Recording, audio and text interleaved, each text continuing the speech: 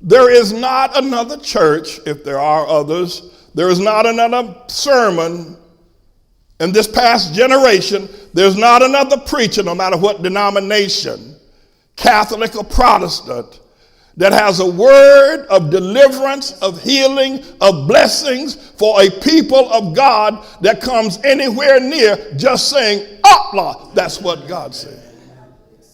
There's not another one. Thank God for Pastor John Bartolotta. Several years ago, Elizabeth and I went down to the Jersey Shore to get some R&R. That's rest and relaxation on the Jersey Shore. Took a room in one of the local hotels and went out on the beach daily. And I drive back, because the Jersey Shore is a hop, skip, and a jump. I drive back to church on Saturday and I preach. And one Saturday, I got up and said, ATLAH, that's what God said. And I went on about my business. I never paid it any attention. John Bartolotta, sitting out in Queens, Long Island rather, heard it. ATLAH, that's what God said. That's what God said. I was driving in my car the other day and I heard it. It's like I was hearing it for the first time. ATLAH, that's what, you mean God said? That's what God said? Let's do it again. Let's do it again. ATLAH, that's what God said. That's what God said. That's what God said. ATLAH, that's what God said. God said that. There's not another preacher. There's not another denomination. There's not another group. There's not another religious people. Nowhere on planet Earth, not even the Jews, that has a word or a message for the people of God like ATLAH. And the very thing that I want to run away from is the very thing. There's nothing in the earth like ATLAH. It doesn't appear that way, does it? It doesn't appear that way.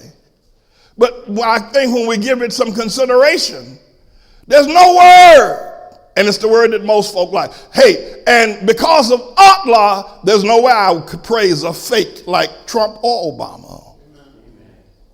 ATLAH, God said he would bless. God said that men would be leaders in their homes, leaders in the church. And so I wanted to get away from that. I wanted to, I don't want to preach it no more. But God told me it's the greatest message ever. So here I am again this morning. And over the years, over the past few weeks, still preaching ATLAH. When you talk about prosperity, think of every man in this community owning all the homes in this community and the equity thereof. We purchased this building years ago when it was abandoned and water running all over the place. The floors were all torn up. None of this that you see here was now. We purchased it for a hot $300,000 back in 1982. It's been appraised today at $20 million. It's free and clear. We don't hold any mortgage on it. The equity, we invested $300,000 in 1982, and now we have this multi-million-dollar space. Angela Kane wrote the other day, that church is rich, that church got money. No, Angela, hold it.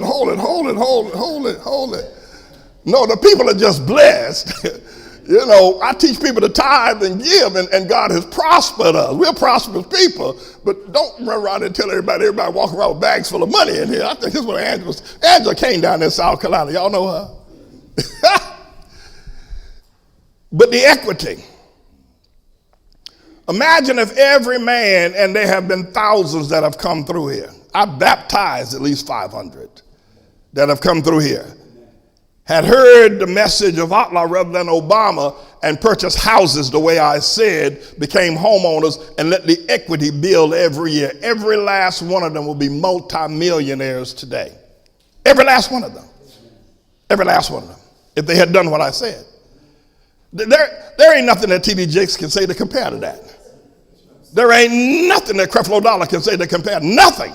There ain't nothing that Joel Osteen can say that compare to that. And not just will we be homeowners, but we own the businesses. All the money that is spent in the community for whatever is spent also goes into the hand of the men in the community. We own the politics of the community. There's not another word like it. There's not another word like it. And so I don't understand that, why you don't understand that. Well, let me rephrase. I want to run away from it. I can understand et tu Brutus. I can understand how you can let people walk away from ATLAH. That's what God said. That it doesn't bother you. That a relative of yours scorns, and not only do they mildly just disagree, they hate ATLAH. They don't just mildly disagree. It's one thing to say, well, I'm Methodist, but I'll go to your Baptist Women's Day. Y'all have Women's Day. I go there. God ain't bothered by your Baptist. I'm Methodist. I'm not. But they hate ATLAH. I mean, your relatives, your loved ones. They hate it. They hate it. And they hate the preacher, the messenger. So, having those things happen and coming to terms with where we are, maybe one day it'll dawn on you that there ain't nothing greater in the earth than ATLAH. And accepting it. There ain't nothing greater from God. The only thing after this is the tribulation and the 1,000-year reign of peace. I don't know if you can hear that.